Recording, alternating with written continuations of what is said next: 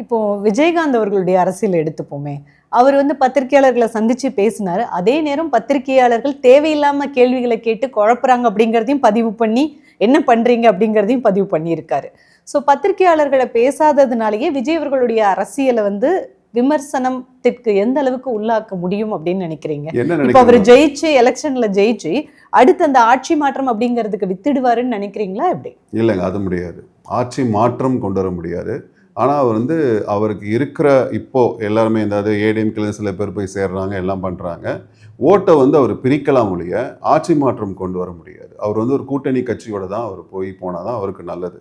அது அவருடைய முடிவு. அது அதாவது இப்போ இருக்கிற அந்த சின்ன பசங்க இந்த கட்சின்னு நினைக்காம ரசிகர் மன்றம் மாதிரியே போயிட்டு இருக்காங்க. அந்த ரசிகர் மன்றம் உடைத்து கட்சியாக வர வேண்டும்.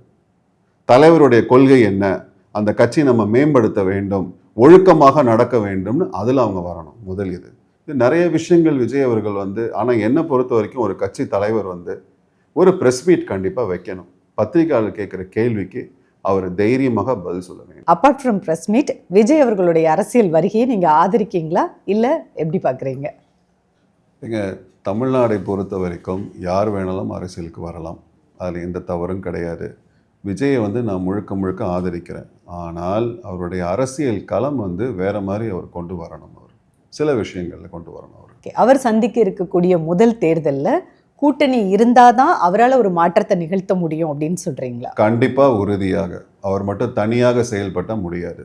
என்ன நடக்கும்னு நினைக்கிறீங்க? கூட்டணி இருந்தா என்ன மாற்றம், தனித்து நின்னா என்ன நடக்கும்? தனித்து நின்றா ஒரு தொகுதி கூட அவர் ஜெயிக்க முடியாது. ஆனால் அவர் ஓட்டை பிரிப்பார். அவர் வெரி ஸ்ட்ராங் பர்சனாலிட்டி இருக்கு அவருக்கு.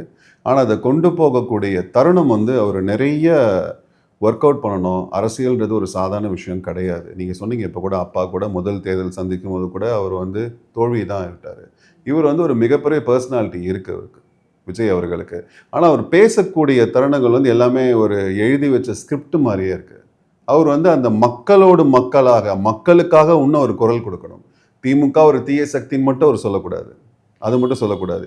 ஏதாவது ஒரு 2-3 ஊழலை அவர் பட்டியலிட்டு சொல்லணும். அவர் இந்த மாதிரி இந்த துறையில் இப்படி நடந்திருக்கு அப்படின்றத சொல்லணும். எதுவுமே சொல்லாமல் அவர் ஜென்ரலாக பேசுகிற மாதிரி இருக்குது. இந்த சில விஷயங்கள் அவர் கண்டிப்பாக மாற்றணும். மாற்றினாதான் ஒரு மிகப்பெரிய தலைவராக அவர் வர முடியும்.